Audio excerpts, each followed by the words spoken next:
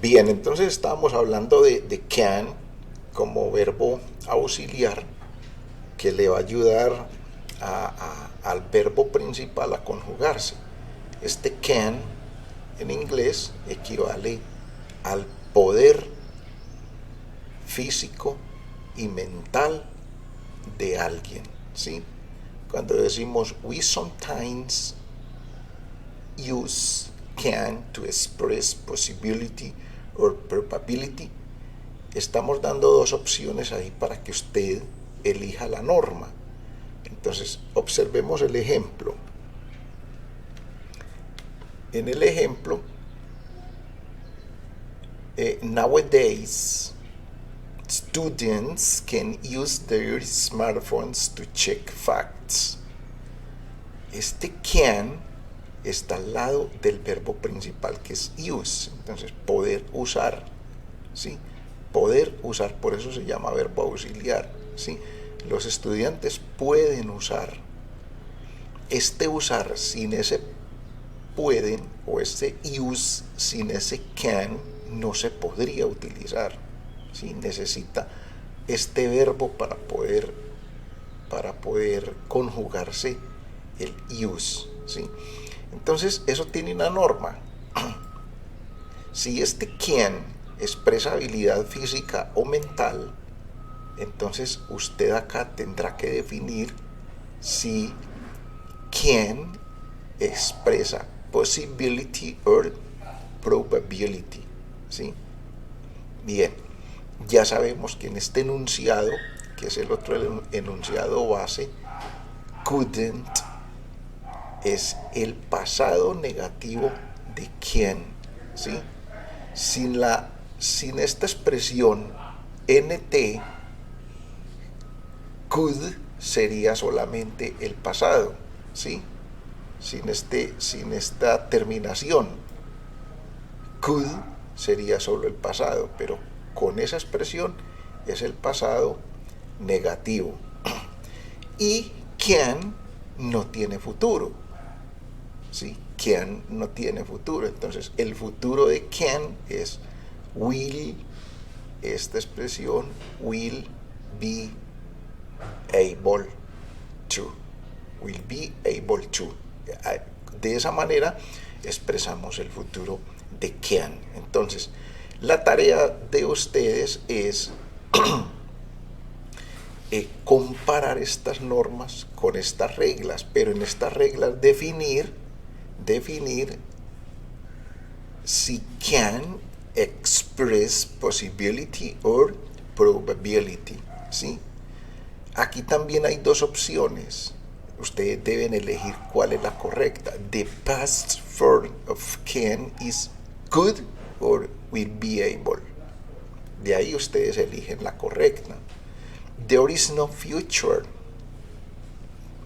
or there is no past form of can, ¿sí?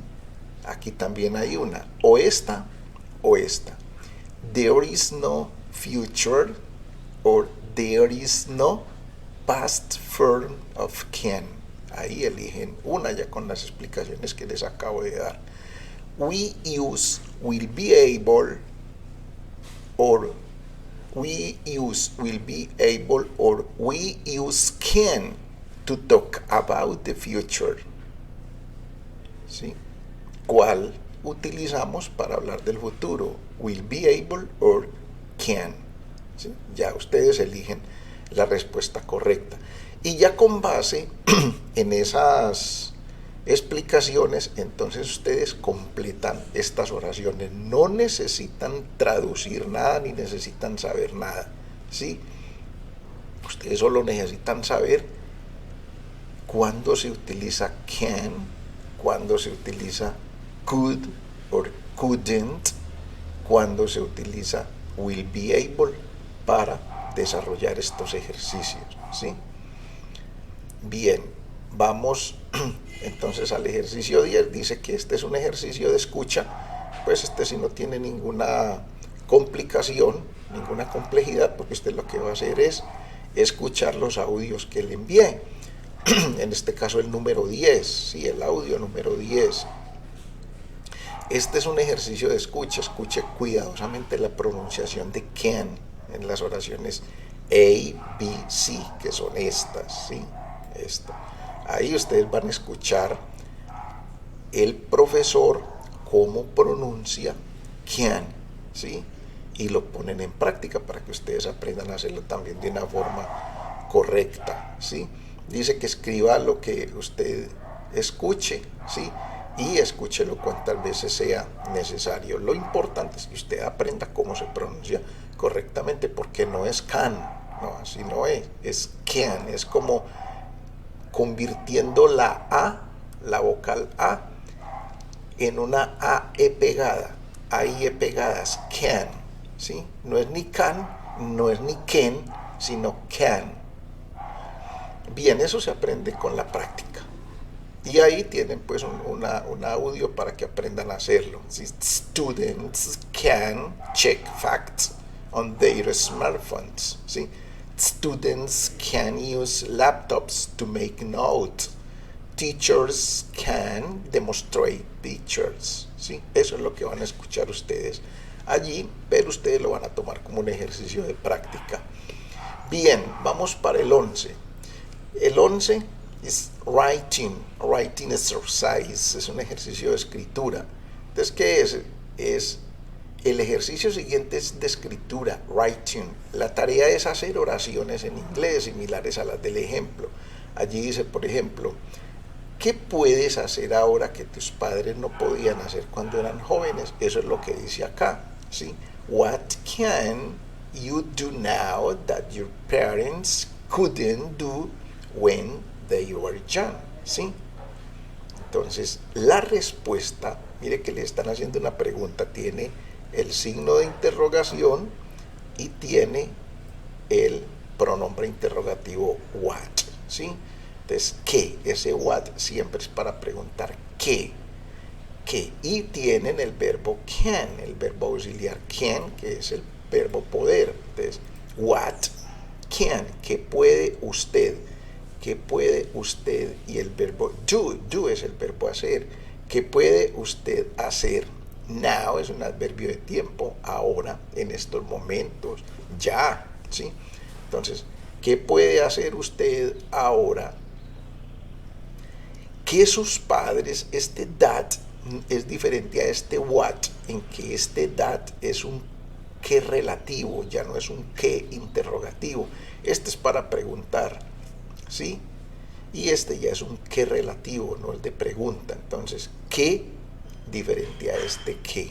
¿Sí? El uno para preguntar y el otro para relacionar un enunciado con otro. ¿Qué pueden hacer ustedes ahora que sus padres couldn't? Ya ustedes saben que este couldn't es el pasado de poder.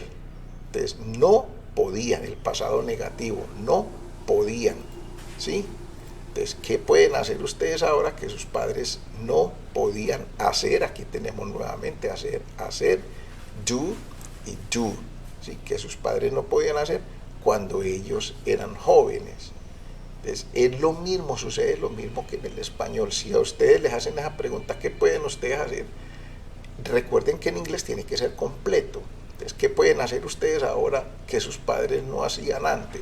Entonces, usted va a decir, nosotros ahora podemos, por ejemplo, escuchar música en un teléfono. Anteriormente los papás no podían hacer eso. Podemos mandar mensajes de WhatsApp en tiempo real. Muchísimas cosas, sobre todo con las tecnologías de información y comunicación. Aquí tenemos un ejemplito. What can you do now that your parents couldn't do when they were young? Now we can phone our parents when we are out with friends, ¿sí? Claro, anteriormente, ¿cuál es la respuesta aquí? Entonces, ¿qué pueden hacer ahora que sus padres no podían hacer cuando eran jóvenes? Nosotros ahora podemos llamar a nuestros padres cuando estamos con los amigos. Anteriormente eso no se podía hacer. Uno se iba para la calle y el teléfono, como era un teléfono fijo, en un cuarto, entonces ahí se quedaba, uno no se lo podía llevar. Entonces simplemente uno se iba y adiós, ya hasta que volviera. Hoy en día ya ustedes con los teléfonos móviles se van, se llevan su teléfono y se pueden estar reportando. Bien, entonces ese es el ejercicio que van a hacer en el punto número 11, escribir oraciones. ¿Sí? Bien, 12. En este ejercicio encuentran diferentes tipos de comunicación que se han usado desde muchos años atrás. Muy interesante porque ustedes van a conocer dispositivos de comunicación que no conocieron, pero que sus padres o sus abuelos sí. La tarea consiste en organizarlos cronológicamente desde los más antiguos hasta los más recientes. Una buena técnica es empezar por los más recientes, que son los que ustedes conocen. Entonces van a escuchar el audio 11, ¿sí? Lo van a escuchar y ahí hay unos estudiantes preparando una presentación para la clase de inglés sobre métodos de comunicación. Entonces los escuchan bien juiciosos y ahí se dan cuenta que esos métodos de comunicación tienen un orden cronológico y la tarea suya es irlos ubicando, poner mucha atención cuando les hablen de letter, internet, drums, telegraph, smoke signals, telephone, smartphone. ¿Sí? Cuando les hablen de cada uno de ellos, ustedes tienen que poner mucha atención cuál le mencionan primero. Eh, supongo que el que les van a mencionar primero es smoke signals, ¿sí? Que estas son las señales de humo, que fueron los medios de comunicación con que una comunidad aborigen le daba información a otra, ¿sí? Muy bien. Para el punto, entonces, en el 12 lo que dice es, entonces, look at the different types of communication, try and put them in order from the earliest to the most recent, sí, que los pongan del más antiguo al más reciente. En el 13 van a escuchar el podcast 11 nuevamente, ¿sí? Preparando la presentación para su clase de inglés sobre métodos de comunicación, ¿sí? Y aquí se dan cuenta ustedes si sus respuestas de acá fueron correctas. Muy bien. En el 14 escuchan nuevamente el podcast 11 y respondan si cada enunciado es verdadero o es falso. ¿Sí? Ese es el que ustedes van a escuchar ahí, ¿cierto? Van a escuchar en el podcast 11 y entonces van a responder el ejercicio si es verdadero o es falso. Lo escuchan acá, ¿sí? Aquí está la 14 y aquí le van a escribir falso o le van a escribir verdadero, dependiendo de lo que escuchen en el podcast 11. El 15 responder el ejercicio y explicar por qué, ¿sí? Entonces, which of the types of communication mentioned in exercise 12 do you use, ¿sí? ¿Cuál de los tipos de comunicación mencionada en el ejercicio 12 usted usa? Usted puede decir, si le preguntan cuál, which, recuerden que esta expresión which es una partícula interrogativa para preguntar cuál, ¿sí? ¿Cuál o cuáles? ¿Cuáles o cuáles de los tipos de comunicación mencionado en el ejercicio 12? O sea, acá, en estos. Do you use? ¿Sí? ¿Sí? Do you use? Entonces, usted, como le están preguntando a usted, miren, aquí está la expresión que tanto hemos visto, do you use? Usted debe responder yo uso, ¿sí? Entonces, yo uso el teléfono celular o el telégrafo, no sé. Which is the easiest or quickest, ¿sí? De todos esos que vimos anteriormente, ¿cuál es el más fácil o cuál es el más lento, ¿no? ¿Sí? O el más complicado, cuál es el que más, el más rápido o cuál es el más lento, ¿sí? ¿Cuáles son las ventajas y desventajas de la comunicación moderna? What are the advantages or disadvantages of modern communication? Es eso. Entonces van a hacer responder a esto y fuera de eso van a explicar por qué. Entonces, ¿cuáles son las ventajas del teléfono celular? Son tales, pero ¿por qué? Por tales y tales razones.